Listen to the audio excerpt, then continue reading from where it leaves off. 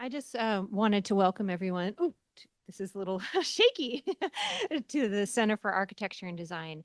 I'm Amy Ress. I'm the Deputy Director of AIA San Francisco, as well as the Center for Architecture and Design. This space, I don't know if many of you have been here before, but this is a fairly new space. It opened last September, so it's our 1 year anniversary. We're really pleased to have such a great turnout for this event. It's part of our Architecture in the City Festival. So it's the 21st annual festival that we've held. And we have an event almost every day of the entire month. Today, there's actually three. There's also two walking tours. It ends this Friday. I also wanted to make a plug for staying a bit after to view the exhibit that we have in the gallery. It's quintessential kind of graphic design posters of San Francisco by leading graphic design artists. We'll be holding an auction to raise money for the Center for Architecture and Design on November 7th. So I hope you all mark your calendar. There's some really great work to look at and some really wonderful kind of depictions of San Francisco. So without further ado, I'm going to hand this over to Chris, but thank you all again for coming out for this really important topic.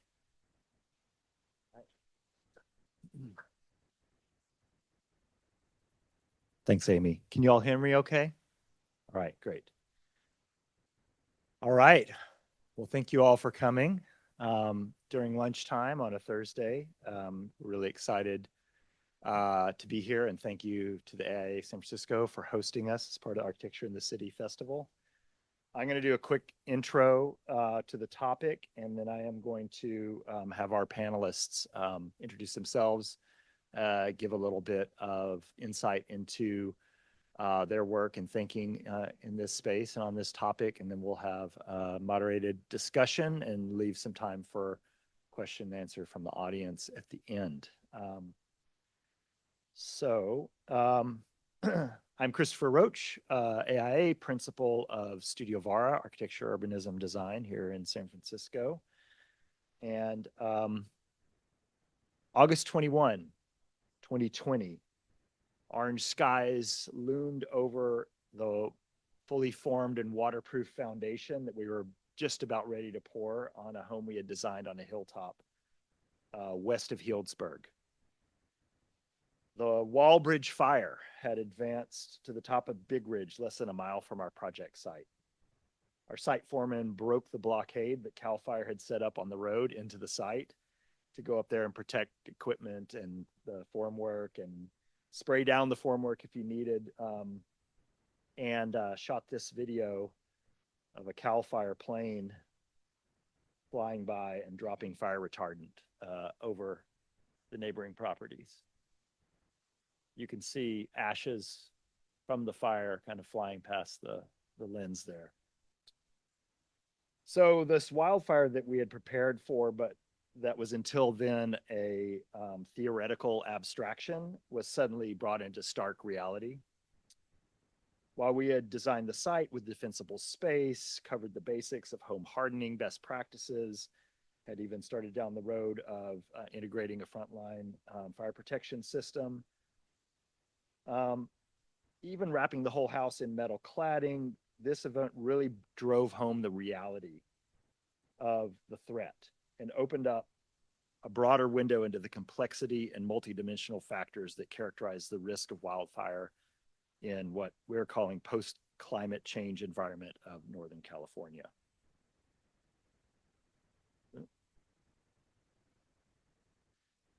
Luckily, the fire was contained at Big Ridge through the collaboration of the brave firefighters and local residents who had worked to protect their own properties, and in no small part because CAL FIRE actually used our site to stage their operations due to the fact we had plenty of water from a well on site.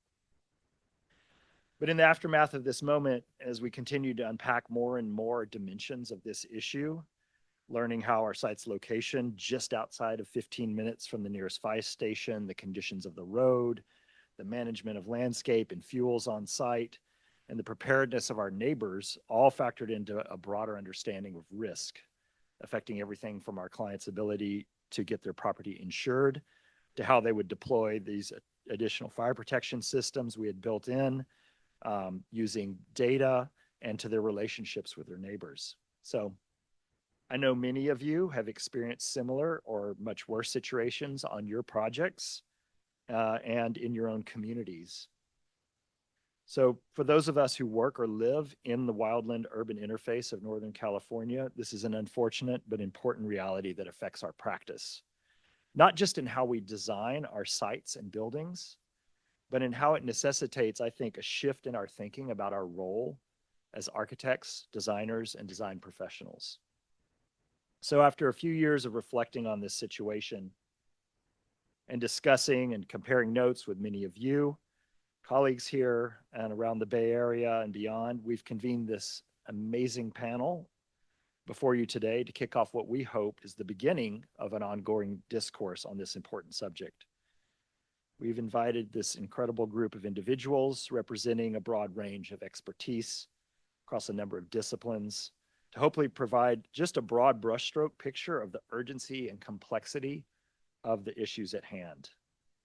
To help us kind of organize this unwieldy topic, we have used a somewhat arbitrary division of scales, starting from the larger urban and regional scale to the site and landscape scale, and finally to the scale of technology and building technology. So our intention here for you all today is just crack open a window to this enormous topic, just like our experience on that project did for us, and set the stage for a robust discussion at a high level. But we also hope to bring it back down to some specific and maybe actionable steps that designers can apply immediately to their practices today. So without further ado, our panelists will take about the next 30 minutes to introduce themselves, give a little lightning talk on their own work. Then I'll moderate about 35 minutes of discussion and leave 10 to 15 minutes of questions from you all at the end. We've placed feedback cards on your seats, so you can fill those out or scan the QR code. We really like to share your questions or interest in this topic. We would love to come back and make this a series if the AIA will have us back, because we could do a deep dive into any one dimension of this, in a following panel discussion alone. So we're going to start with Tyler. And I will advance your slides, so just let me know. Great, thank you. Welcome everyone. Thank you for taking lunch to come hang out with us and have this conversation. You'll probably feel like this is a plate spinning exercise of what about this and this and this and this. That's where my brain has been for the last 3 years. So I love engaging in these conversations, and I'm glad a broader audience are having these. Next slide.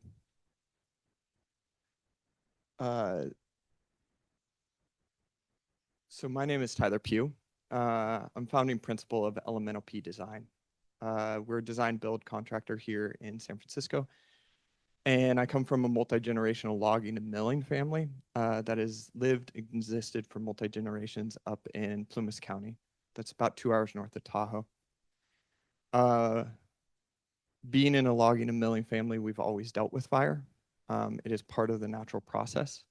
And those in our community, the indigenous community, the Mountain Maidu, have dealt with it since time began.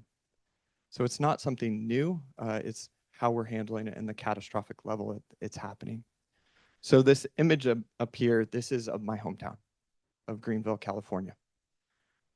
It was destroyed on August 4th in 2021. And I was up there just before it, helping to fight for our property and our land around it. Luckily, we were able to preserve ours and many of the houses our neighbors because we had logged and thinned our property beforehand.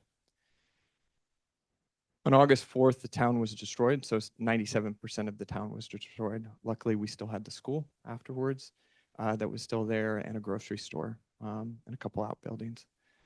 Since August and before that, when I was up fighting, I've been basically shifting all of my company's resources to working with the community up there as well as larger agencies, all the big name acronyms that are out there, as well as trying to identify ways in which we can approach a rebuild. With the first question being, should we rebuild? It's a fundamental question. Where we landed was yes, we have great water, we have good soil, and communities have existed there for thousands of years. So with that, we started to move forward into a rebuild process. You can do the next slide. That really said if we were going to rebuild, we actually need to do this in a different way. And it can't just be around sustainability. It needs to be regenerative by nature. Regenerative and reparative to our relationships with the land and our relationships with our neighbors and also our economic base at the same time. So for the last 3 years, I've had the honor of working with amazing individuals like this one right next here, across all sectors from planning, infrastructure, community engagement, indigenous engagement, kind of every kind of sector that I could think of, working across those teams to come up with a town center plan with a great team, working directly with the community and working on specific buildings. Like this one on the left-hand side, we're actually working on a historic preservation of the remaining brick that was actually in that first image that you saw. Next slide. One of the most successful, I would say, projects that we've been able to produce is a master infrastructure plan across the whole valley. And we had an incredible funder, an incredible team through the Almanor Foundation and our community service district that handles water and sewer, as well as they own sites, around what would it look like for us to have a holistic idea of a infrastructure system that had resilience built into it, both in energy, water, wastewater, kind of all our systems, and to become the most resilient small town in America, focusing on healthy communities and healthy environments and also healthy economy. Those things have to be tied together. So through that, this incredible team produced, go to the next slide, this incredible document with great flowcharts and beautiful graphics, which is incredibly exciting in it. What's more exciting is this is currently being leveraged for about $50 million of infrastructure grants and improvements that would actually be able to leapfrog this town and this community and the neighboring Indian Valley as a whole into a position for the future. So if you go to the next slide. What's really exciting about that is for us, wildfire, forest management, forest resources, wood fiber, and economy, those are all wed together. It has been a logging and milling town for a very long time. Before that, the indigenous community did prescribe burns and cultural burns and utilize the forest for their health and survival. And so for us, we cannot disjoint, separate wood utilization and fire management and health of the economy. Those are all wed together. And so how can we actually do that in a really beneficial way to the natural environment, to the well more than 20 million, I think it is, people that depend on water from this region because we're the top of the watershed.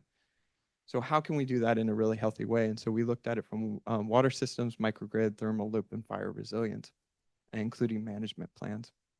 Next slide. That's a bunch of images and graphics. What I wanted to end on is this place is still beautiful. And the people up there are incredibly resilient and strong. And I think I would like to extend an invite to everyone up here to come up and visit us up in Indian Valley. Thank you.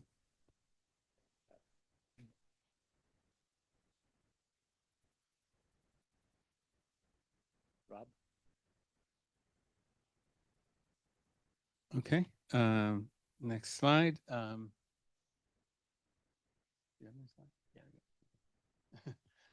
So by way of introduction, so I'm Rob Olshansky. I'm a city planner, researcher, and educator at the University of Illinois and UC Berkeley. My research is in really recovery after very large disasters in many different parts of the world. And these are all different manner of things: earthquakes, tsunamis, volcanic eruptions, hurricanes, and so on. So fires have just been added to that. My special focus is on issues relating to considerations of relocating communities after disasters. Next. So everything I have to say about fire really came from this study I did at Berkeley a couple of years ago, along with Karen Chappell. It was funded by Next 10 Foundation. We had a great group of students, and we really thought about issues of rebuilding after fire, and I'll concisely present the main conclusions from that. Next. So I really have 2 points to make. The first main one is that the best way to prevent damaging and deadly fires in the wildland-urban interface is to not build there. I'm going to add a little asterisk here. I'm sort of awkwardly been put right after Tyler's nice presentation on Greenville. And actually, Greenville, in my opinion, is not, this certainly the historic core of Greenville is not in the wildland-urban interface. And actually, it perfectly, the traditional design of Greenville and what they're trying to do now fits perfectly with the land use recommendations that we've made here. So anyway, so I'm not, yeah. So in any case, but what I'm thinking about is, well, talk about is what we call wildland sprawl. So we can mitigate, and everything that you're going to hear today in terms of design, all the different things you can do in terms of design and vegetation management. Those are all really terrific, and we need to keep doing all of those things. But they mitigate, but they don't prevent destruction from fires. And in addition, not only are humans victims of fires, but the human presence in the wildland-urban interface causes fires. According to one study, 84% of fires in the U.S. are set by something that humans did in there. And that in turn, so humans causing this problem that damages natural communities, causes air pollution, adds carbon to the atmosphere, and of course, destroys human settlements. So the land use pattern that we have that that sprawls into these wildland areas, it's all the things that we know, all the ills that we know about urban sprawl, but on steroids. And so I could go down the list of all the other costs that that wildland sprawl adds, but it wastes energy, other resources. It's costly in countless ways. Obviously, firefighting expenses, we're going to talk about insurance, but it's costing all of us, wherever we live in California, we're paying for this stuff through our insurance, air pollution, and so on. So so there's a lot of good reasons to not build wildland sprawl in the WUI. Next. But of course, homes are already there, and they're there because they want to be there. We can't easily move them out. So that raises the question, which was really the impetus for our study, what about the moment after the fire, when there are resources to rebuild? Maybe that's a good time to be able to rebuild somewhere else. And this is sort of where my experience in looking at post-disaster recovery and all these other places in different parts of the world comes in. And it turns out this question is always raised, and it's always really problematic because there are good reasons for people being where they were. But that said, it doesn't mean that that everybody wants to stay, and it doesn't mean that and doesn't mean that you can't create different circumstances in which some of those people might want to go elsewhere. And again, we can spend a long time talking about all the motivations, but the fact is, it's not obvious that everybody wants to rebuild back in the same place. And so, really, our answer here is to provide better choices. Really, we want to have people who are affected by fires. They need to have the opportunity to be able to rebuild their homes and lives and livelihoods. But there are a lot of different ways in which they could do them. And right now, our incentive structure makes it easiest for them to rebuild in the same place. And a lot of it, there's retirees, there's all kinds of reasons why people might want to go elsewhere. And so we need to provide better incentives and disincentives to rebuild elsewhere. A lot of those things are listed in the report from our study. And finally, in order to really make this work, we really need more affordable housing in existing urban areas. And this is really sort of the final point, which is that the fire problem in California is inseparable from the housing crisis in California, and we have to think about them the same way. So again, design is really important, but it's also fundamentally a land use issue tied in with the other major land use issues in the state. All right, thank you. Ian, you're up. Hi, everyone. Thanks for the opportunity to be here. I feel grateful to be sitting alongside all of these wonderful individuals.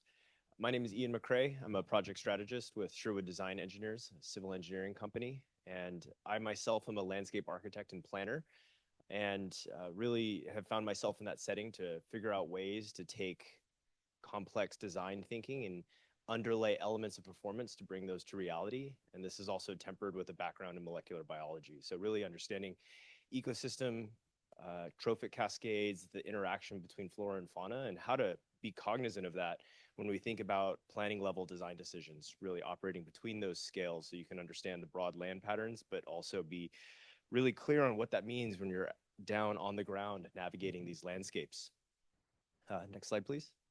This is pursued both as a professional and as an educator. I've been teaching now for about 8 years at a couple different universities. Currently, I'm teaching at Berkeley in the College of Environmental Design and the College of Civil and Environmental Engineering. And that has been really a great experience, being able to cross-pollinate a lot of the wonderful ideas in both of these realms and bring that to the projects that we're working on here today, especially opportunities like Greenville, working alongside Tyler Pugh. Next slide. So wildfire is tricky because we are anticipating the patterns that we see and trying to figure out how to mitigate ignition, address fuel management and prevent fires from happening in the future, but we're also dealing with those that have already occurred. And so ultimately, as we move from site to site and really seeing what it means with respect to a broader context, first and foremost, we want to figure out how to mitigate fuel loads and do that in conjunction with protecting human and ecological wellness. How do you figure out access and egress, the availability of water resources, both to put out fires in the event of such an occurrence, or just hydrating the landscape and trying to minimize the risk of ignition of those vegetated materials? And in the event of a fire, how do you coordinate with your broader community? How do you share resources? What does that mean when you're thinking about preparedness? If you just operate in a silo and you're thinking about what does that mean for me as an individual or for your clients and their land holdings, you're effectively setting them up for failure. It needs to be a broader conversation that transcends property lines. That's going to be essential with respect to evacuating to protect themselves. That's going to be essential when you have the wealth of resources from a water standpoint, or they do. By taking this on as a broader community, it will actually bolster resilience. And that's essential for how we tackle wildfire and actually broader climate issues as a whole.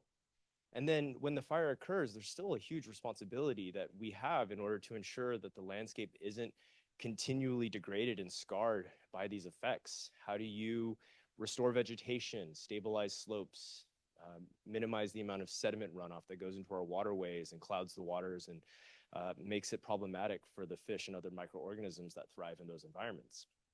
Our responsibility and stewardship occurs at each of these phases. Next slide, please. And there's an opportunity for all of us to take part in this conversation. What does that mean with respect to the architecture?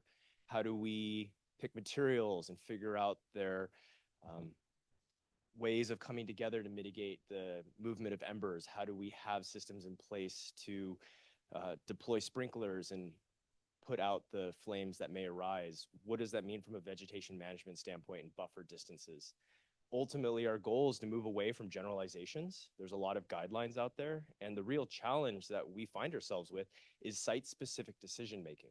How do you really understand what occurs in a given environment and make a decision that is meaningful for that place?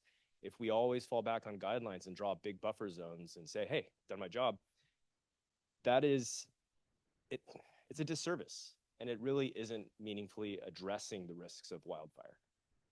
Next slide.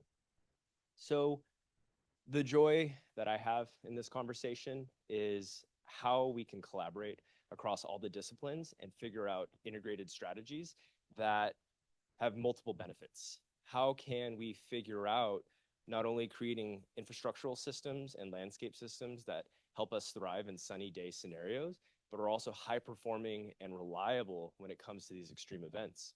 What does that mean from an energy standpoint? How can energy be bolstered by the presence of water systems? What does that mean actually with respect to our responsibility to give back to the environment that we are harnessing or utilizing to help support these systems? So if we're grabbing water from reservoirs in order to provide non-potable for hydrants, maybe also driving microhydroelectric, that water can go back to the environment. It can recharge our aquifers. It can provide for base flow augmentation in our waterways during the dry summer months. It's all interconnected, and it's important for us to be really aware of the broader context so it can support our goals, but also contribute to a legacy that others can enjoy and take part in once we're moving on. Last slide. And what I thrive in this is how we can really, again, communicate this information. So in settings like this, people are enriched by the lessons we've learned and can readily take it and use it, leverage it on their own projects and in their own conversations. Every project should be an opportunity to figure out what is something that can really be harvested from it that lives on and is passed forward. And the last two slides were actually products from the Greenville project, again, that I've worked on here with Tyler. And these are the things that I'm excited to share with you today, because I think there's a lot of great ideas within this that can be relevant to the things you work on as well. Thank you. All right. Thank you, Ian. Kevin.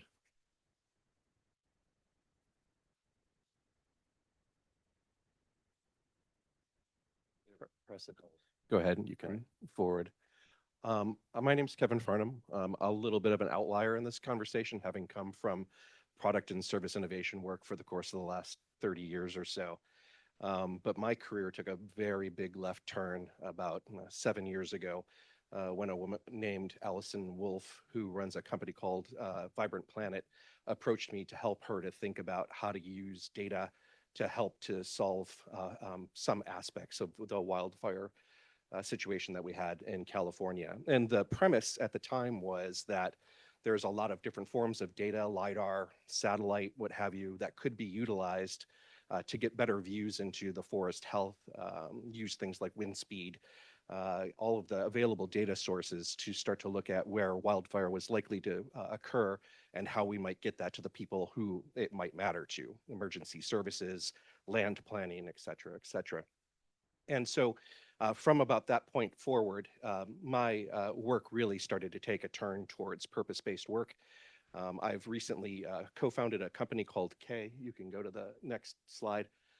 That's focused on this kind of work, and I've done quite a bit of work in this arena over the course of the last several years. And my co-founder is actually with an architectural background, does a lot of placemaking work. So you can kind of think of us as product service placemaking strategists. We like to get things done. We're kind of weirdos. We do a lot of different kinds of work, but I want to tell you a little bit about the Vibrant Planet case study and what happened there. If you can go to the next slide.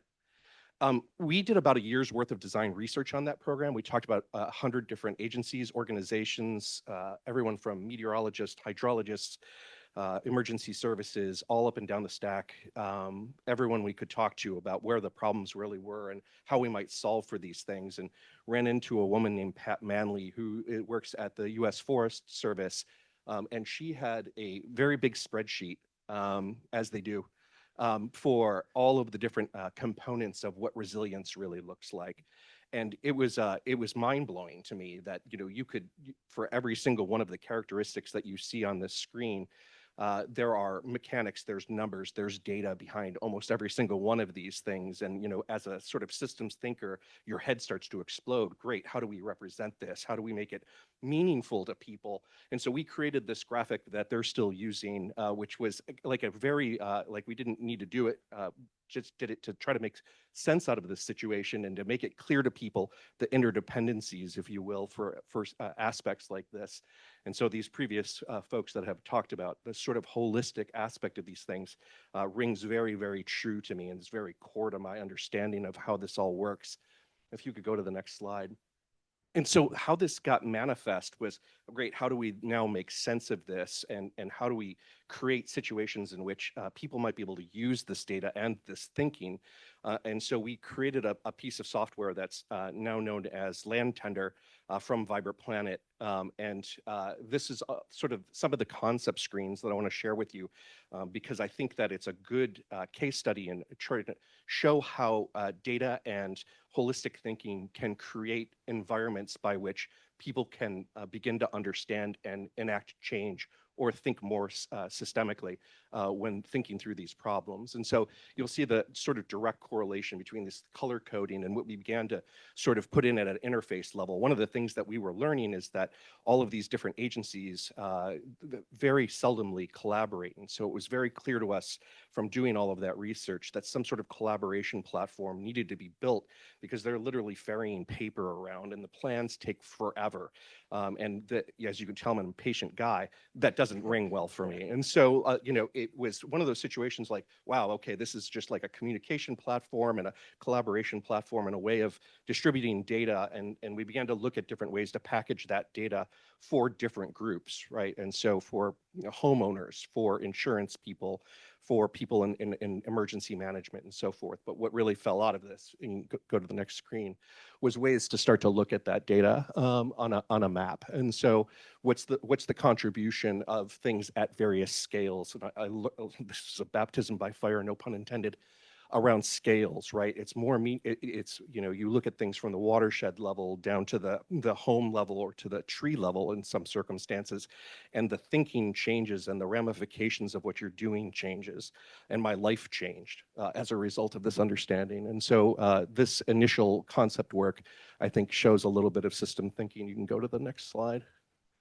And so like what happens here, you can see like for tree structure, you can start to play with the scale if you were to do land management at the watershed level, and you're moving things in terms of where various effects might, or treatments might take place. You can begin to see the long-term effects from benefits. You can begin to score these things according to these pillars of resilience that the U.S. Forest Service came up with. And this became the sort of backbone for what is land tender at this point. You can go to the next slide.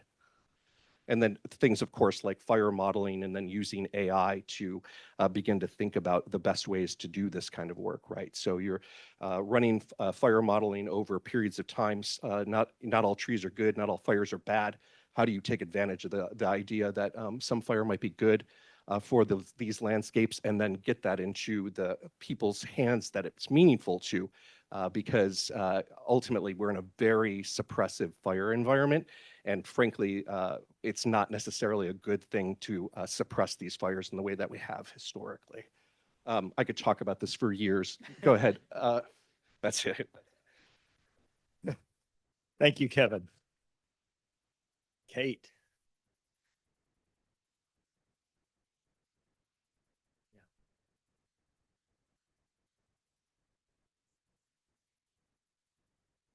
Thank you all. My name is Kate Stillwell. I am really grateful to be here among this esteemed panel. Thank you for inviting me. I am a licensed structural engineer and a past president of the Structural Engineers Association. And in that role and practicing as an engineer, it was so gratifying to be able to keep people and communities safe in the worst kinds of disasters. But I started to be able to see the bigger picture of how many other things are necessary for people to recover from disasters, and the really important role that enough money plays in people's ability to recover. Because when people have enough money to be able to stay, then there's a ripple effect on being able to stimulate their local neighborhood economy, their regional economy, their communities.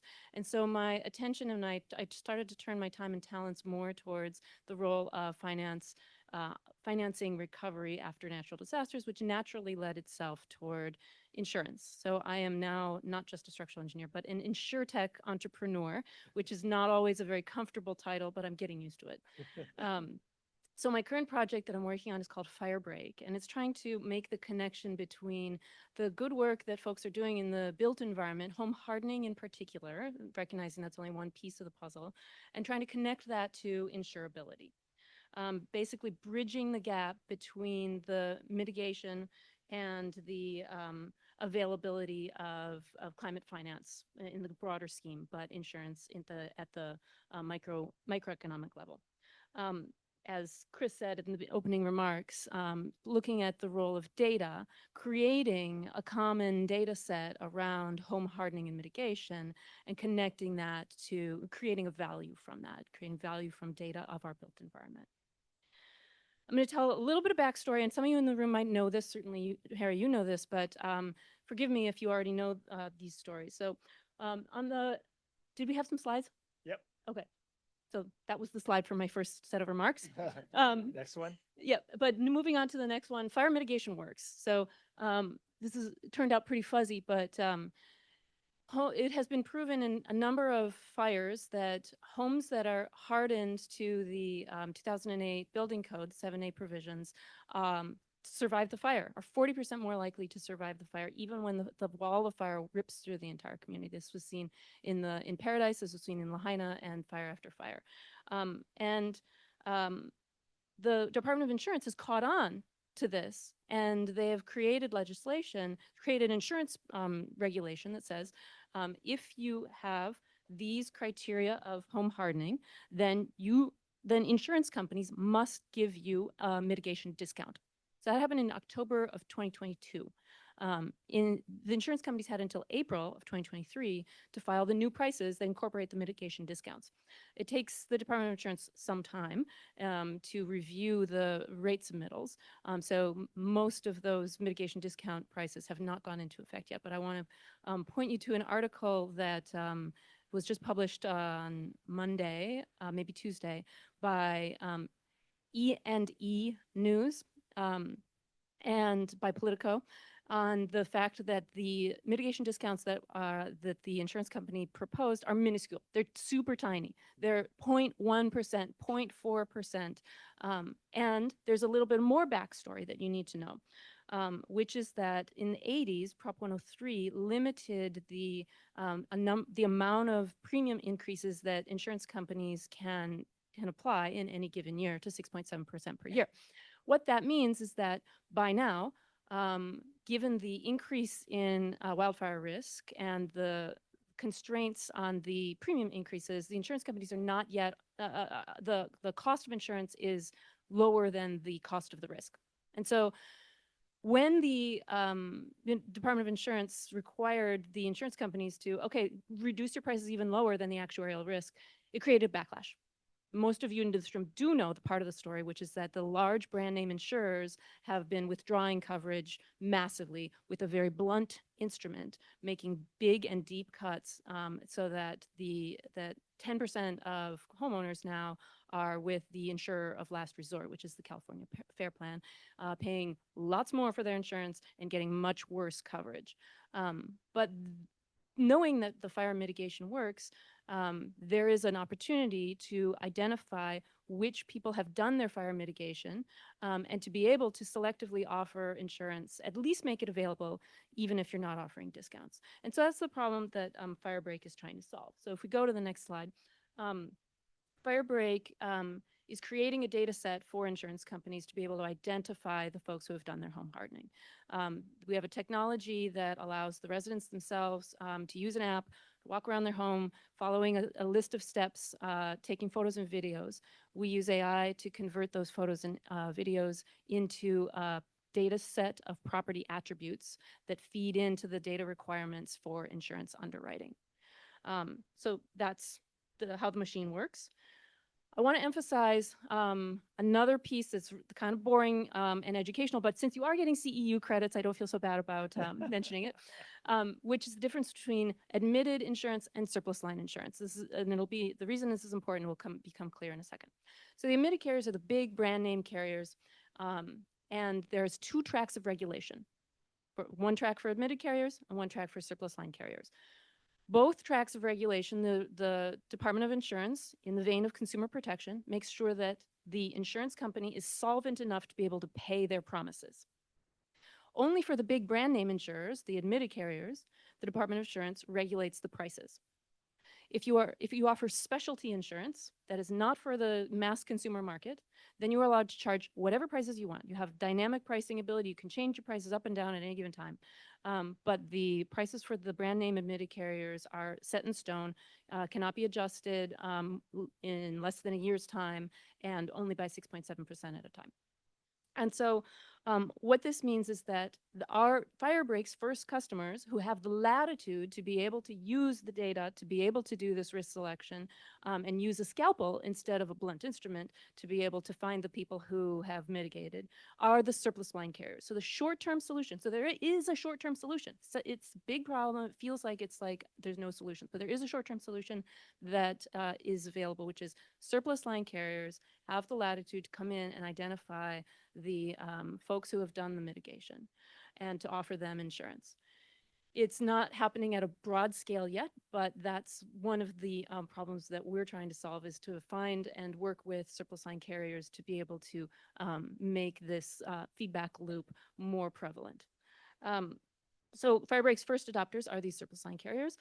If we take a peek into the long-term future, the admitted carriers will eventually be able to raise their prices sufficiently to cover the cost of climate change and the increased likelihood of wildfires occurring. But what they will really use this data set for, not so much the pricing and the risk selection, as much as compliance with the reporting, the regulatory reporting. The peek into the future includes the fact that we're all going to get, there's a trend towards hyper-differentiation. So we can go to the last slide, which is, oh, this is the slide I was meant to be talking to, like for the last 20 minutes. Okay, so we were behind in the slides this whole time. Sorry. Hyper differentiation of being able to use data to identify who deserves to pay really low prices, maybe people in the urban centers, and who really needs to pay their fair share. Because right now the brand name carriers have a lot of cross subsidies, but 5-10 years from now there's going to be an increasing trend towards hyper differentiation, and so the policy implication of that is, how do we create social equity when there is hyper differentiation of pricing? And I'll leave that in your capable hands to think about and ponder. Thank you. Thank you. Sorry about the slide lag. All right. Tomas. You can already go to the next slide. Okay. Good afternoon, everyone. My name is Thomas Niederist. I'm a landscape architect with Surface Design, ASLA. We are based out of San Francisco, maybe 15 minutes from here if you walk fast. I kind of have the great honor to, talk to you today about the project that you see on the screen here, which is called Trinity Road.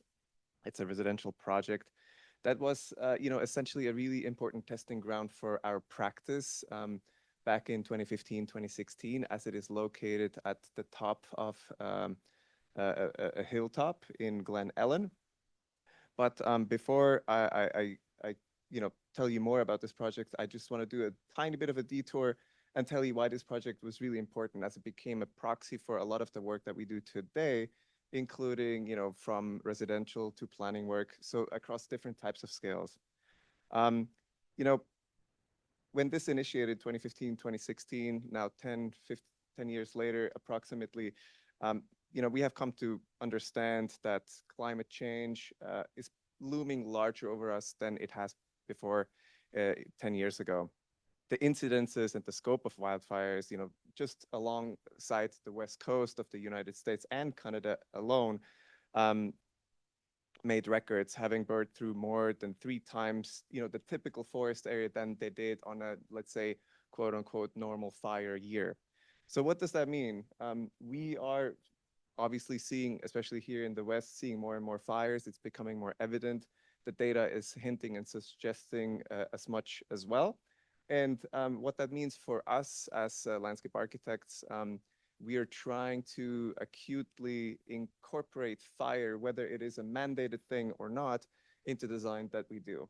So now, next slide, we can come to the nucleus of it all, which is a project that started back in 2015, 2016, when the office was working on Trinity Road. The site, again, is located on the hilltop at Glen Ellen, which is part, or embedded within the Mayacamas and surrounded by a native madrone forest with a tiny bit of, invasive pine brush.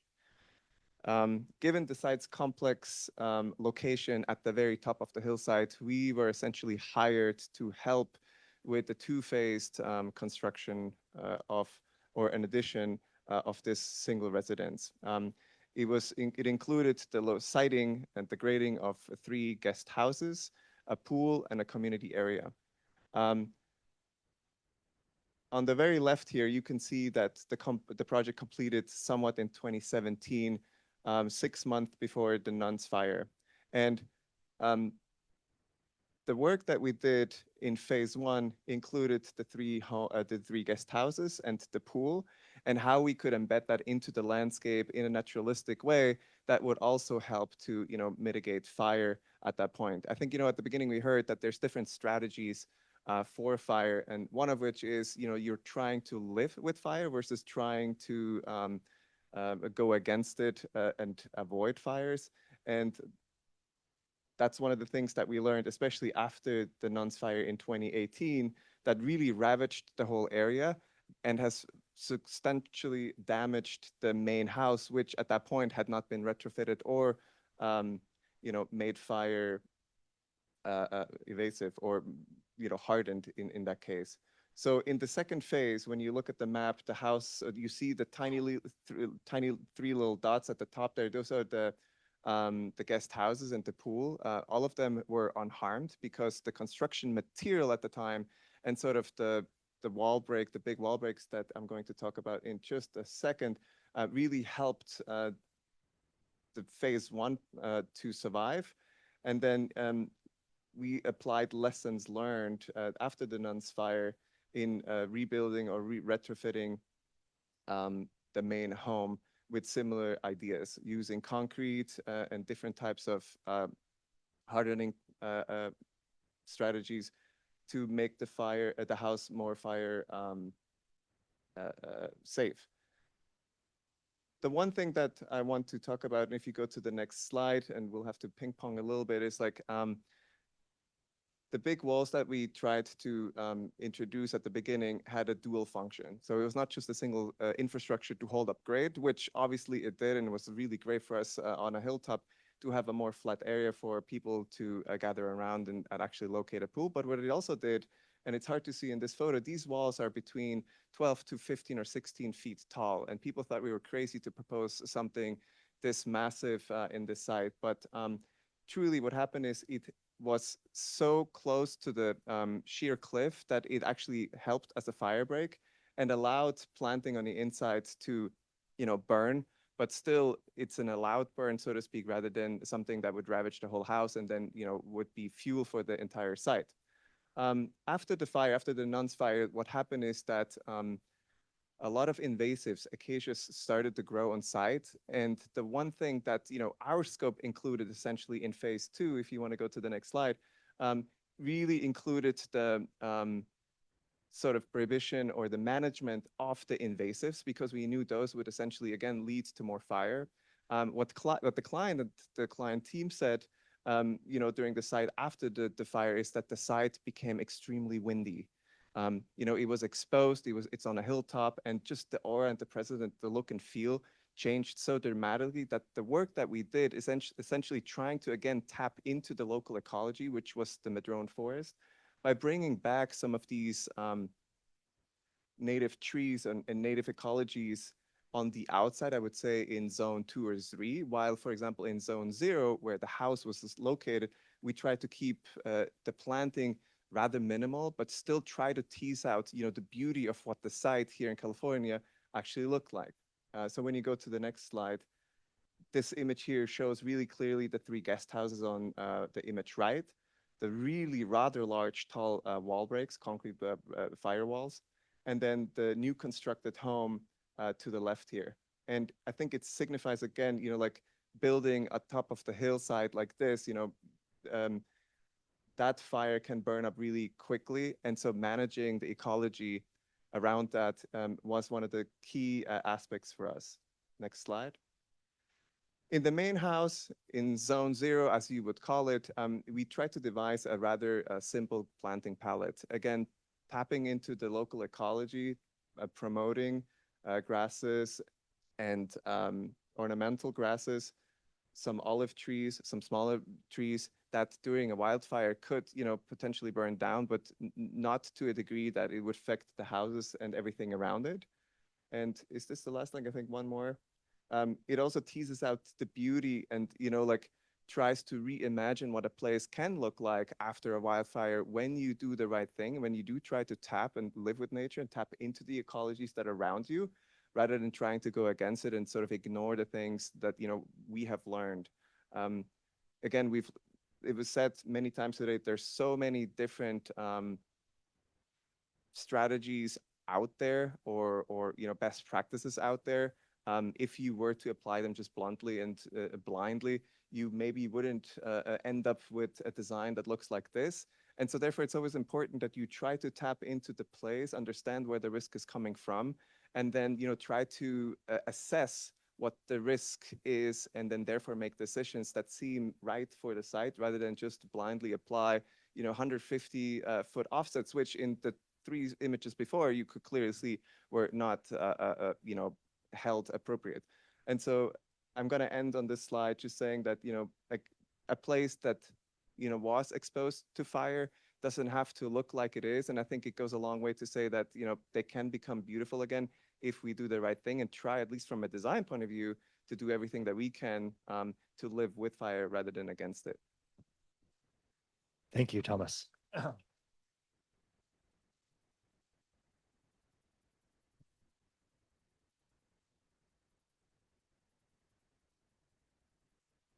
Go for it. All right. My name is Harry Statter. I am the founder and CEO of Frontline Wildfire Defense.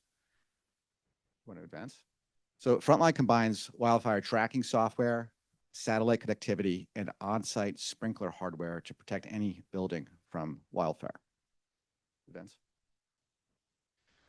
When we decided to develop Frontline, we wanted to do so with 2 goals. One was to protect homes, businesses, and communities from wildfire construction, and to build the best self-defense mechanism for that structure to accomplish that. The second was to balance the natural fire regimes with the built environment protection. So that's restoring natural fire regimes, preserving the natural process of fire. My background is in the field of landscape ecology. Landscape ecology is how the built environment interfaces with natural process. I originally came at the wildfire space through a forestry and applied ecology company that I started in Jackson Hole, Wyoming. And we grew it to manage land and forest throughout the Rocky Mountain region. So Wyoming up to Montana, down to New Mexico, we were doing fuels reductions work. We were doing the work of playing the role of a wildfire, but doing so mechanically in areas where there was a reluctance to introduce fire onto the landscape. So we work with private landowners, we work with state forestries, we work with the Nature Conservancy, the Rocky Mountain Elk Foundation. And then that expanded to a participation at the federal level with the Truman Fire Forum, the National Fire, the U.S. Fire Administrator, the National Fallen Firefighter Foundation, the National Fire Sprinkler Association, IBHS, Western Fire Chiefs, UL, Federation of American Scientists, the USGBC, and AIA. So Frontline is a network of software-connected external sprinkler systems that provides both protection to the home as well as a community. The backbone of the Frontline network is a geospatial software platform that we've assembled. And we bring in wildfire data. It's an agnostic data platform that incorporates satellite data. It incorporates terrestrial camera data, sensor data, fuels conditions, weather data, fire service data, any and all data that will make the network more intelligent. And then we leverage that data platform to activate exterior sprinkler systems and provide firefighter level protection without the need for firefighter boots on the ground. So to date, we've have over $3 billion in real estate value protected. Over 80,000 families use the Frontline app as a wildfire guide, telling them what to do and when, before and during a fire. We've had over 3,000 system activations since 2020, and we've had 0 frontline protected structures lost. So when we designed the product, we did so based on the exposure that structures are facing during a wildfire. Embers account for 90% of structure ignitions during a wildfire. And embers can travel up to 24 miles outside of a wildfire. When you draw a 24-mile radius outside of a wildfire, that can incorporate 10,000, 20,000, 50,000. Depending on the location of the fire, it could be 100,000 homes and businesses that are simultaneously exposed. And for firefighters, their focus is on life safety. It's not on private property protection.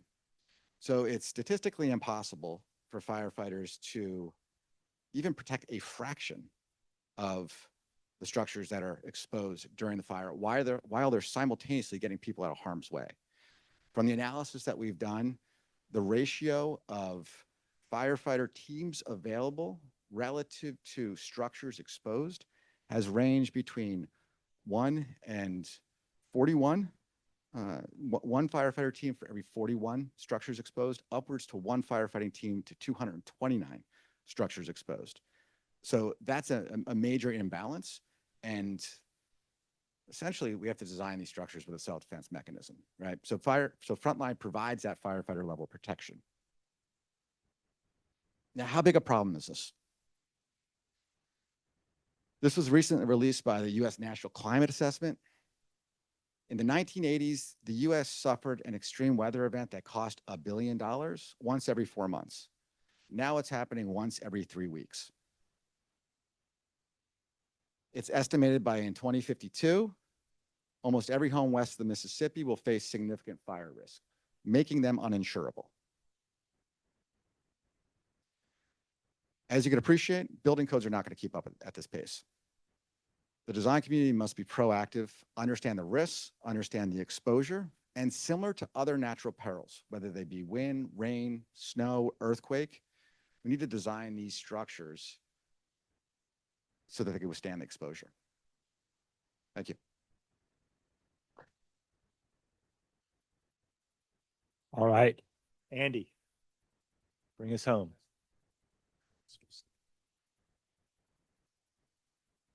Hey everybody, my name is Andy Drake. I'm an architect with Studio VARA. We're going to talk a little bit about a house that Chris and I started work on back in 2018. You want to go to the slide?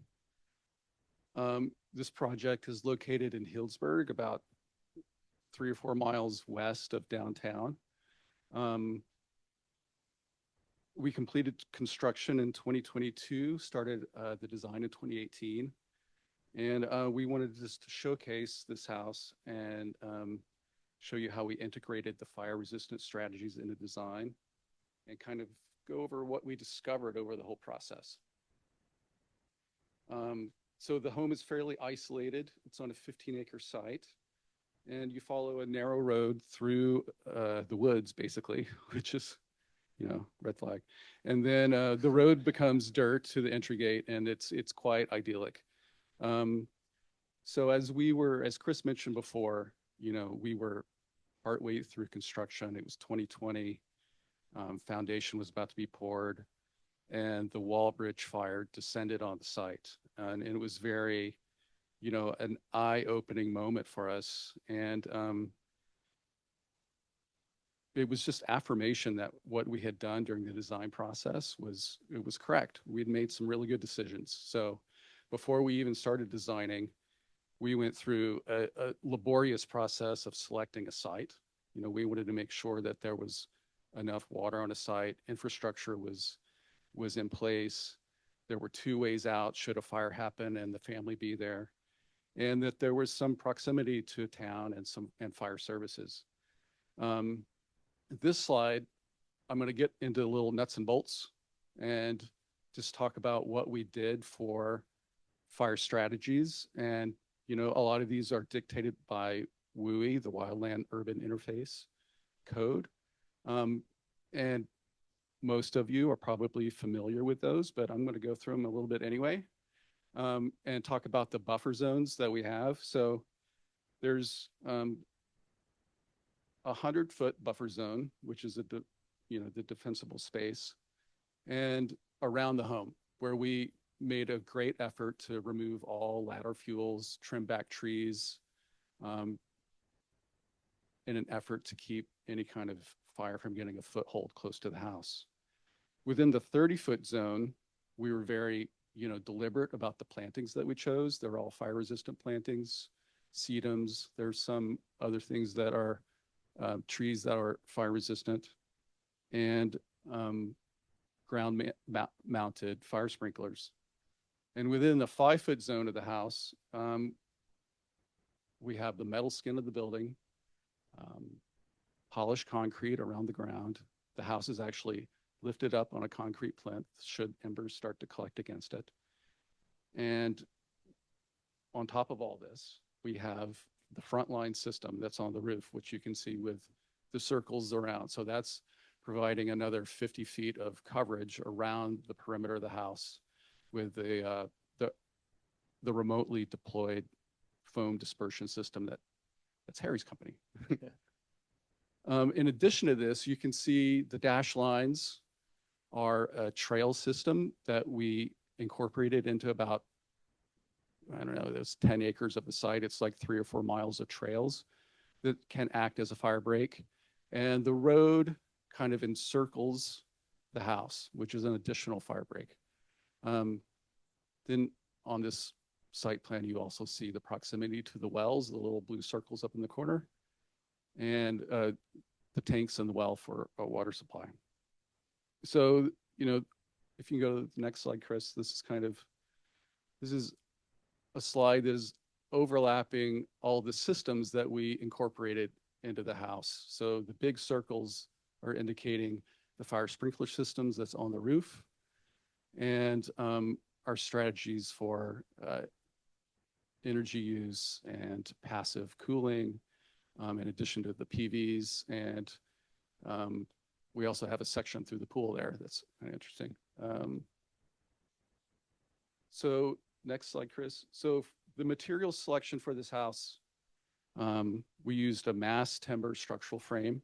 All this is intended to be non-combustible. The exterior materials were Corten for retaining walls. We had zinc on the walls and roof for the exterior shell, as well as exterior plaster on the walls.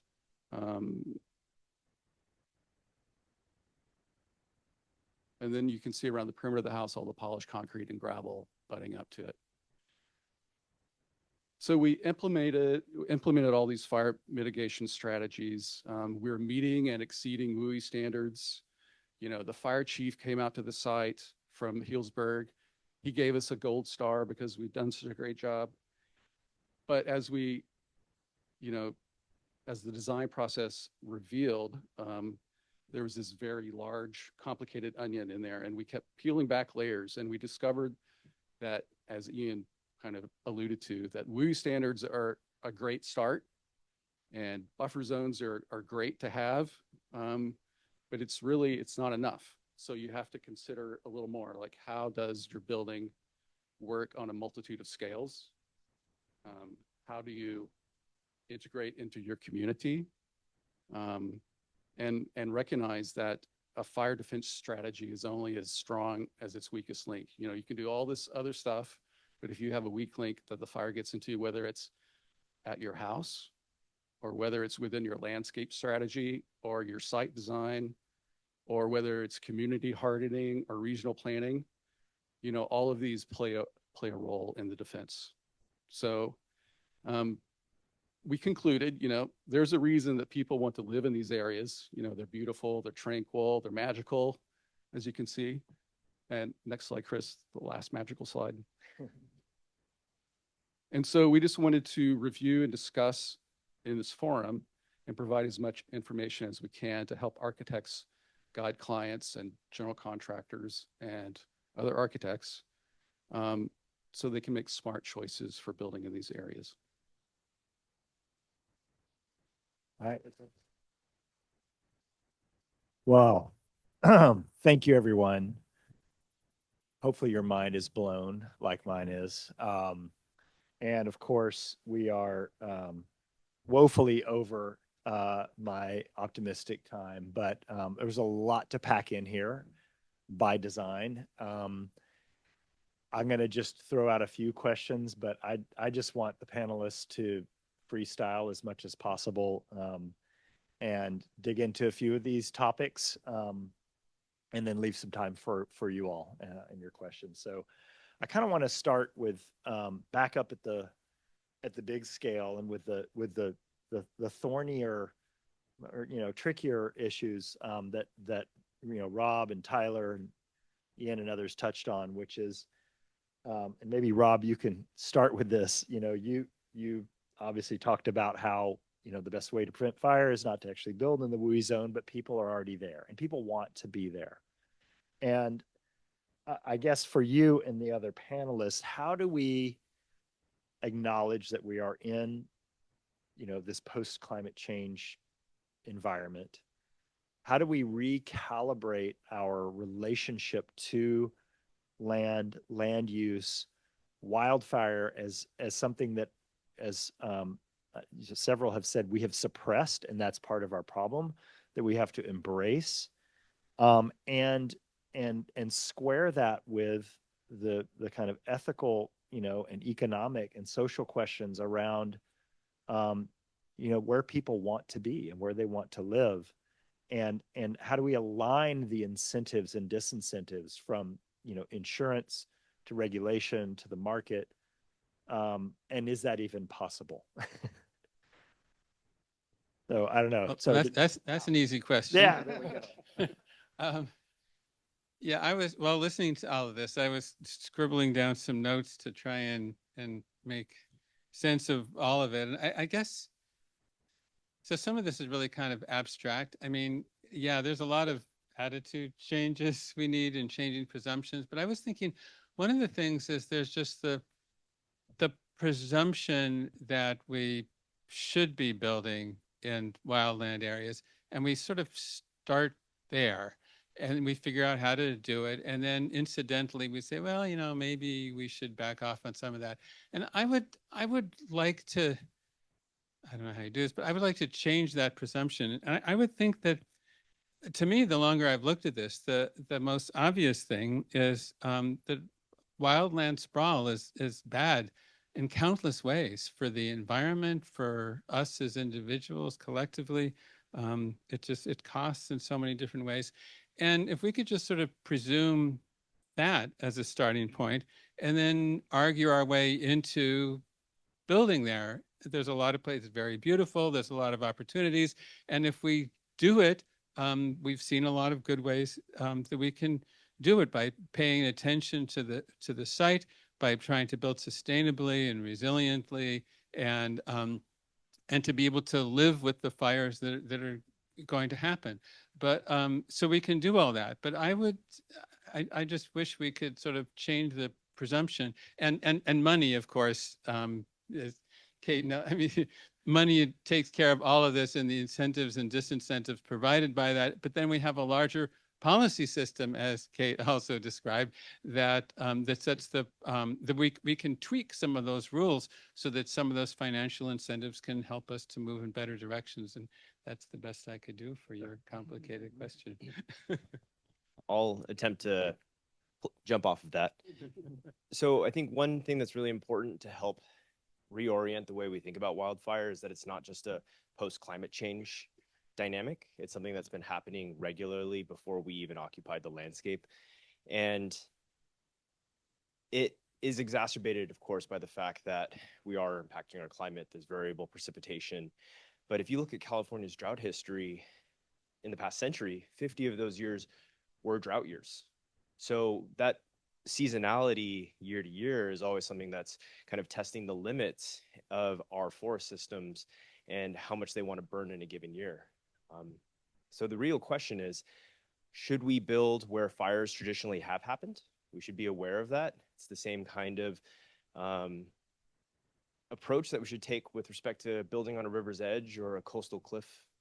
Really, what is the dynamics that evolve and erode and shape the environment? It's not static, it's dynamic, and we need to embrace that.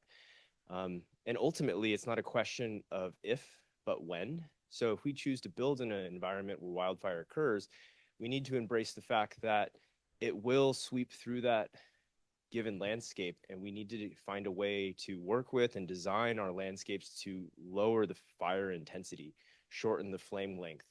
And that way the fire can move through properties and homes, places we occupy or not occupy, and it will contribute to the ecosystem cycle, but also not damage or threaten our homes and our well-beings. I think the perspective that I bring is a little bit different in the senses of Plumas County, where Greenville is roughly the size of Rhode Island, the state. It has a population of 14,000 people in it. It's not massively populated. But you cannot separate those 14,000 people from everyone in this room. What do I mean by that? 80% of the land is U.S. Forest Service land, which is owned by all the people in this room. It is our land, right? And so it is the relationship of the decision-making across the nation at the federal and state level of how that land is tended to that affects those 14,000 people. And is a relationship of those people and their economy to the federal government at the same time. And so we need to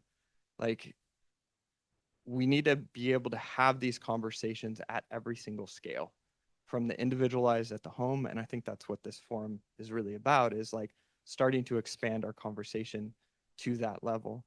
And then when that conversation starts to get at the community and the individual level, at least where I'm at, where they have more influence or control over the 80% of the land that's owned by the federal government, they end up taking steps differently, right? Right now, it seems like a very separated conversation. That's U.S. Forest Service, and then here's community land. And we can't think of it that way any longer. It's all the land. Thank you. Harry. I'll jump in. So roughly 2/3 of fires that are burning in the U.S. are burning in grasslands and shrublands. You see about 1/3 of them burning in forested plant communities. Probably most of you guys are familiar with the USGS soil series. There's a soil series for most counties across the United States. It identifies the soil types within that county and the types of vegetation that grow in that soil. Together with that analysis is the fire return interval that's associated with those plant communities. And it's in every plant community. It's in Atlantic City, New Jersey. It's in Missouri. It's in the upper Midwest. It is everywhere in the US. And so, looking at this from a systems level and identifying where the exposure is, we see 90% of structures igniting from embers, but less than 1% of community wildfire protection plans incorporate an ember analysis within them, right? So I live in Jackson Hole, and we're redoing our CWPP this year. This is the first year that we've incorporated a ember analysis in identifying where the wildland urban interface is within Teton County, and it's created a 5x increase. So the entire county now is considered WUI, right? Now, that's great, because what it does is you're able to manage the expectations of the residents of Teton County from an evacuation perspective, from a preparation perspective, from a home hardening, and you're able to staff your fire department correctly. Identifying the location of the risk is still a missing ingredient. Once that's correctly identified, then you could place the mitigations, right? And you could prepare accordingly. So I think that next step is still identifying where the exposure is, and we're putting the cart in front of the horse a little bit in prescribing mitigations. Yeah, they're effective, but they need to be effective in more places, right? And when we're talking about balancing the natural process of fire, right, which is a core component to every plant community in the U.S., right? It's the most efficient way to restore these plant communities, right? It reduces competition. It eliminates invasives. It starts the process over, right? So if our dashboard is protect communities and preserve that natural process, then we have to start with the value at risk, the capital stack, right? Our mortgage IDs are at the structure level. Our property IDs are at the structure level. Our insurance policy numbers are at the structure level. So let's work at the structure level and the community level and then go concentrically outwards from there, right? And then you could allow those natural fire regimes to restore themselves. Oh, that ties into a question I wanted to sort of direct toward Kevin and Kate about the role of data and understanding that more granular and nuanced mapping of and analysis of risk, and how that both allows for a better calibration between regulation, the market, insurance, et cetera. But to go back to the first question, how does that also, how do we tweak that to make it so it's not just something that's a tool for a small number who can afford it to use to better prepare, and scale it so that it actually has a feedback effect on land use and land use planning and where we build.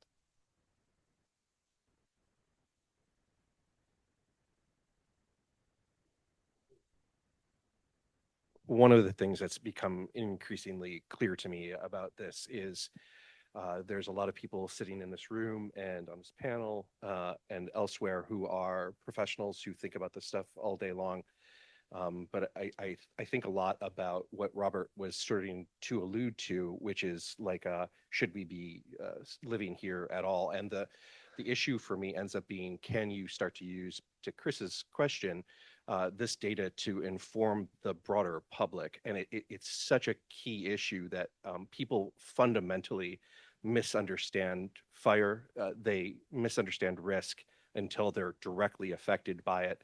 And until we drive further understanding of things like how plant life lives, the interconnectivity of all of these issues, we're going to have a lot of trouble at the regulatory level, at the capitalism level, in terms of people's desire to live in these places. And it becomes a bit of a storytelling issue for me more than anything else, to start to use data and storytelling tools to allow people to better understand the effects of these things and the interconnectivity of all of it. What I'll say is sort of piggybacking off my last comment, which is that the direction we're going in terms of insurance costs is hyper differentiation, which means it's going to be insurance is going to, it already costs very much more for the folks in houses like what Christopher and Andy showed, who are the wealthy in Sonoma County. But they're also getting very much more expensive for multi-generational residents of places like Greenville, like Arnold, like Grass Valley, who are on fixed incomes, who have incomes less than the national or even state median. And so suddenly, if we say it's unaffordable to live in places where your generations have lived forever, there's a potential decimation of the whole community, not to mince words there.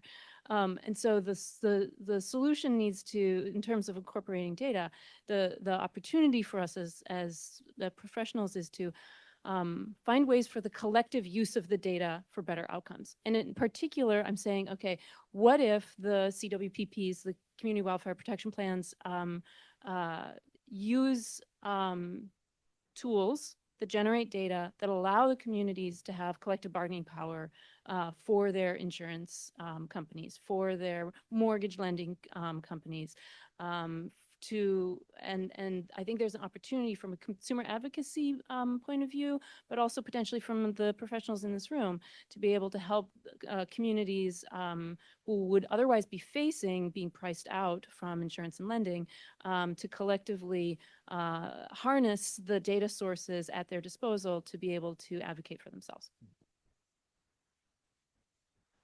All right, and my last one, I'm going to direct to the panel, and then I want to open it up, is so if that is how we might think about, using data and these tools to better calibrate, our economic, better align our economic, social, ethical, et cetera,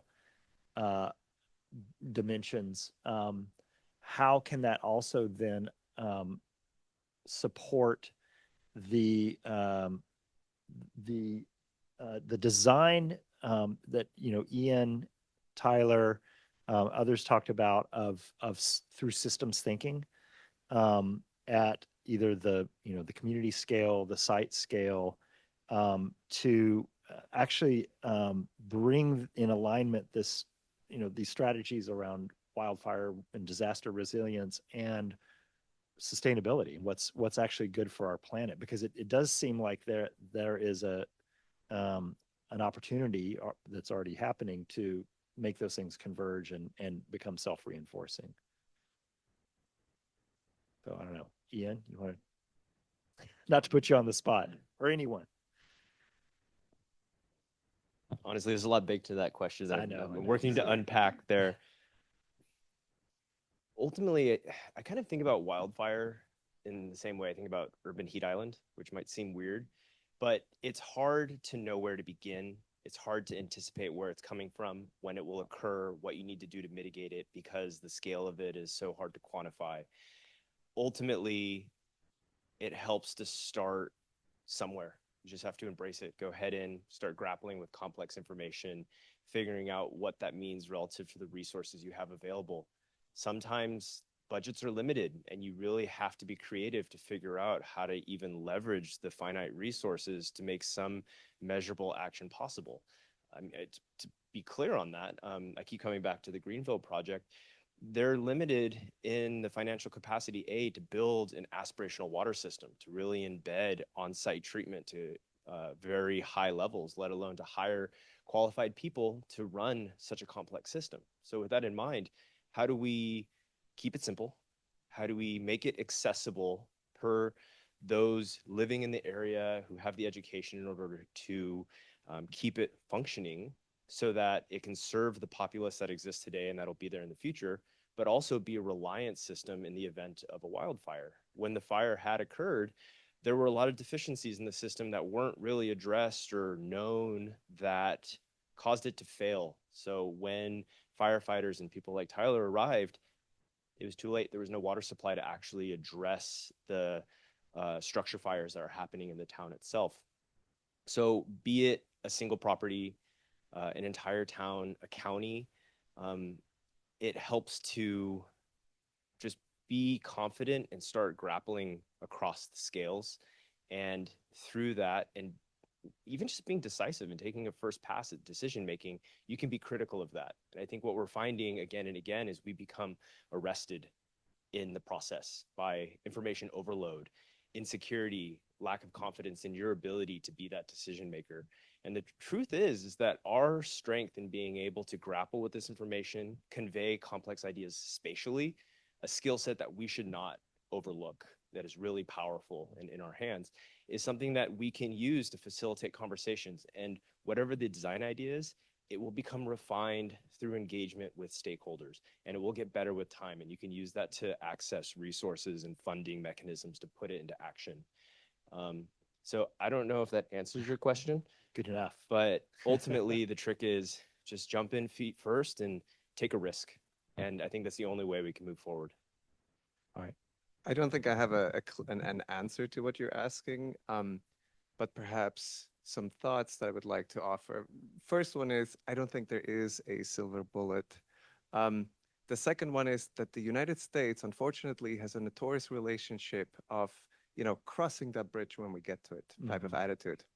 And while I'm not an expert in fire necessarily, but I've done extensive research when it comes to drought, like that kind of cycle when, the federal government would enact big mandates in order to build certain X, Ys, and Cs in the aftermath of an event, is something that you can, go back to Hoover Dam all the way even further back.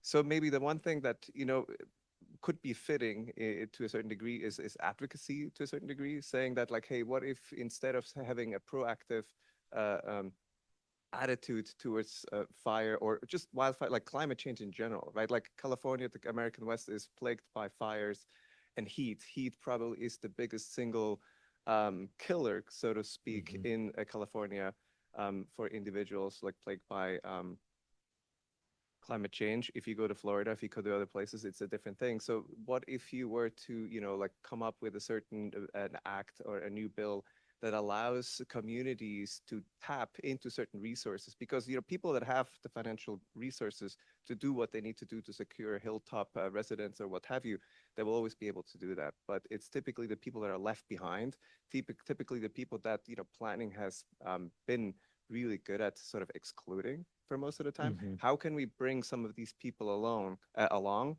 either by, you know, like helping them to be part of that community and live with the fire or the threat that is at hand, or help them maybe to reconsider, so like, hey, what are the opportunities to relocate? Like what if retreat in fact is maybe something that people want to do, but the financial resources are not there. So again, just thinking that there's no silver bullet, but can advocacy help us to steer from a reactionary sort of response to things to a slightly more, you know, what you guys are doing, to a proactive way of thinking about, you know, climate change and the threats that we face on a yearly, daily, monthly basis. Great, thank you. Well, we are unfortunately at time, and despite my promise, we don't have time for audience Q&A. We can stick around until AI kicks us out of here. So if someone wants to answer a question until Amy pulls us off the stage, if you all don't mind sticking around for a minute or two longer. Does anyone have a question? Yes.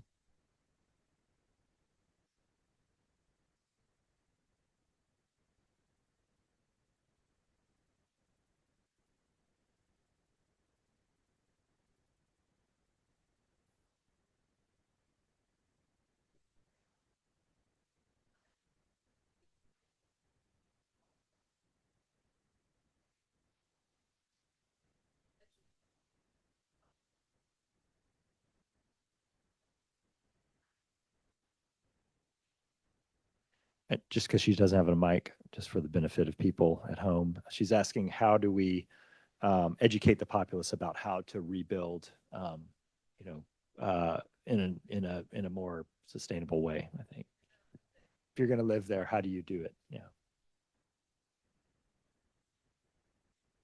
I don't have a silver bullet. I can tell a story about a new development in an area that did not burn, but it's a development of in an area in Rancho Mission Viejo in Orange County, where the developer worked with an architect and a fire consultant specifically to design, and landscape architects to design fire-resistant community. And even so, they were not eligible for insurance by virtue of being in a drought-exposed grassland shrub area, not a forest area, that had where there was the wind pattern and the canyon pattern was such the fire could race in. This was also an example where the fire modeling consultant was able to use data for advocacy to be able to make a case for a specialty insurer to be able to write a collective level insurance policy that would allow each of the houses, they're not units but houses, to be eligible for insurance. But it was only because the architects and landscape architects went above and beyond the building code standards to be able to accommodate the wildfire resilience in the design in the first place. So I know it's not a direct answer to your question, but it's a story to tell.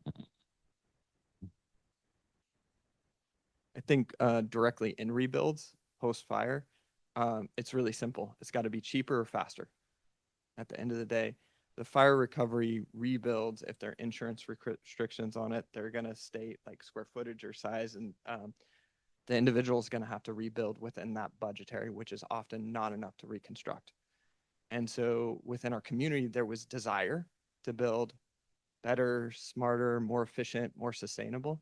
but it came down to brass tacks money, which most of the time it's not pencils out, it's cheaper. So either financial incentives like deferred taxes, better insurance policies. There's a bunch of things, but it comes down to money at the end of the day.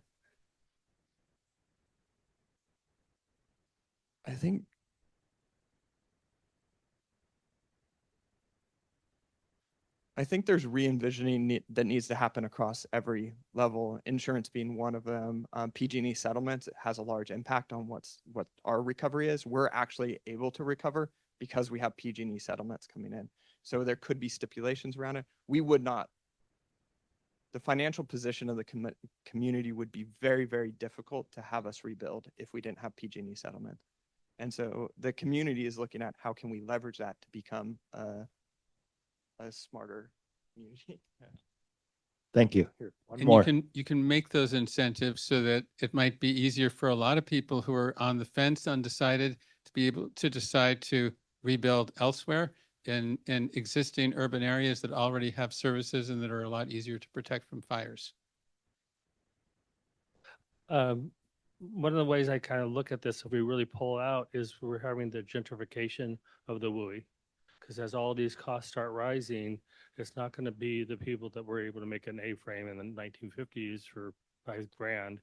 It's just going to be the people that probably pay a lot of our income in this room.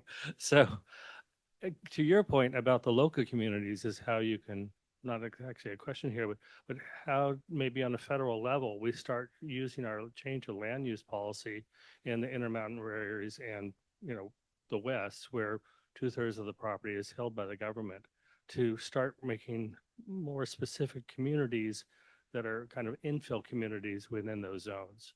So just one observation. Even without the fire, we're seeing forms of gentrification happening, second homes, Airbnbs, those kind of units that would come in and price out the rest of the housing stock.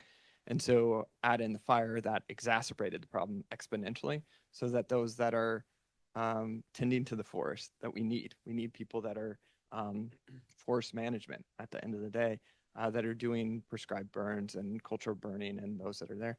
So we're trying to figure that out when the cost of construction is way higher than most people can afford, and PG&E settlements are coming in. And so it's this like, is it better for them to go move to a cheaper state, to be honest? And so that's up to each family to do it. The challenge is we don't talk about this in resilience enough, which is the social resilience that exists in the community before. We have a really strong social fiber there that is multi-generational families. And that is what supported us during the fire with each other's neighbors helping neighbors kind of thing. And after the fire, for the first 2 years, was really our community supported each other before other subsidies, federal and state, started to really come in. And so I think to start to rip people away from those communities has long-term impacts. And we're seeing that with the indigenous communities, right? We're seeing 200 and 400 years of what happens kind of thing. So forgetting the role of social resilience and the fact of gentrification on those is a very short-sighted, like we need to look longer in that and how to keep them together. And we haven't really talked about density. And it's the low density sprawl through the wildland. That's the stuff that burns easily, that's causing all the fires. It's hard to protect. And if you want to be able to provide, more affordable housing for lower income communities, you can build those. Just make them, cluster them, and you can protect them. You can protect them much more easily. Yeah. Another? Anyone? One more? We squeeze it in. Oh boy, Hewlett, you're gonna make me climb the stairs. Well, I think we need it for the folks at home.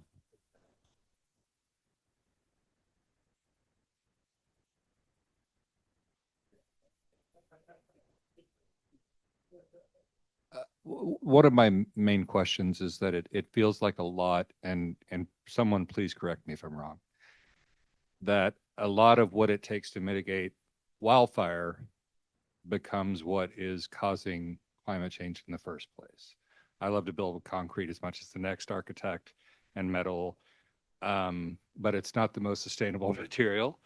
And the idea of, I think, Rob, you brought it up, the sprawl, the need to bring water out to these resources, the need to bring all of this seems to me sort of pointing out the irony in that we're still using what got us into this situation to try to solve the problem.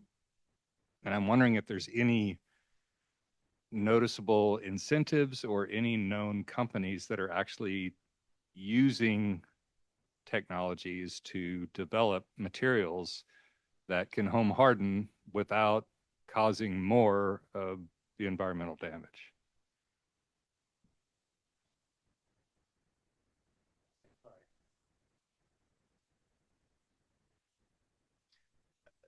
One option, not silver bullet, because I want to be clear, like there are no silver bullets.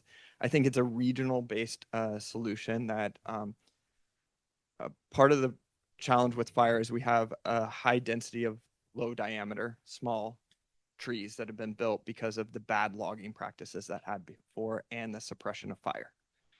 So how could we use those low diameter logs to produce housing stock? And that's mass timber construction. The challenge right now is with that is the economic incentives to do that yet aren't aligned with the ability to help smaller scale producers level up is basically. It's the same thing in like agriculture. It's like the only way you succeed is by being a giant kind of thing. Otherwise you just struggle year to year. CAL FIRE, US Forest Service, federal government is pumping lots of money into that sector right now, into wood utilization and that kind of like wood fiber innovation, because we know that wildfire resilience and forest management are intertwined at the end of the day, and we have a housing crisis.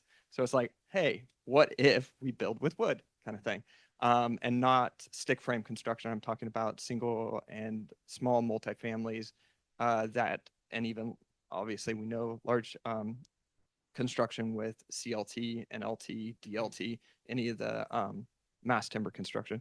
So I think that's one. There's other companies that are investigating different types of print technologies, things like that. The challenge, the fundamental challenge of being a contractor is getting construction technologies to market is like a 10-year slog at best kind of thing, because there's not just desire and marketability, you're talking about supply chain, implementation, things like that. And so what I see coming from an architecture background, coming from a logging background, is like we need to come up with really smart verticalizations of the system that can get deployed and have federal and state backing to do that, that are forward leaning, specifically around wood utilization. That's, I don't know if that got close, but. There's not. One thing to that though, the one thing I would say to that is there's no, the quotes that I've had in my head this whole time is no silver bullet, no John Wayne. So there's not this guy kind of run in and on the horse and save the day kind of thing. That's not it. What we do is we have strong, resilient communities that have expertise on the ground, place-based nuance, and we have technical expertise. If we can get those groups together to have conversation, regional-based solutions will start to come up that will inform. And I really look to regenerative practices in agriculture as an inspiration for that, where it's very location, place-based understandings that then can be shared out globally as, hey, here's a best practice, try this. And it starts to look at ecosystems-based solutions versus the silver bullet or John Wayne that we've been told, keep perpetuating for a very long time. And then the second thing is, don't let perfect be the enemy of good enough. Yeah. We are not going to solve the climate crisis in one day, week, month, 10 years, generation. What we need to do is start to make meaningful steps in the right direction and build resilience of understanding and knowledge base to be able to address the tsunami that's kind of headed our way, to be honest. Thank you, Tyler. That was the perfect segue, because I wanted to end on that note that while this is absolutely overwhelming, it doesn't mean we don't start doing the little things today. And I think hopefully all of you have taken something away from this amazing discussion and this panel that you can start to incorporate into your practices. Again, thank you all for coming. Thanks for sticking around. These folks might stick around for a few minutes if you want to come up and chat. And hopefully this is the first of many, and we'll see you back here again sometime. Thanks. I think it's an excellent program. I think Studio VARA is leading the charge in being proactive and getting the design community to think about the hard stuff. You know, what exposure these structures that are being designed, what exposure they're facing. Like, that's a critical analysis at the time of design so that we could assemble these homes, these businesses, these communities in a manner that's resilient to wildfire.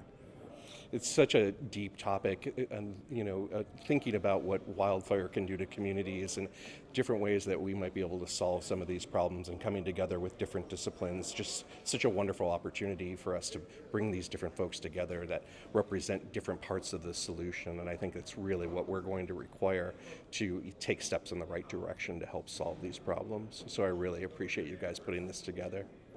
Getting to continually tell about the complex systems problems that we're looking at with different audiences and getting to understand the scale and seeing where opportunities was an incredible opportunity. So thank you very much.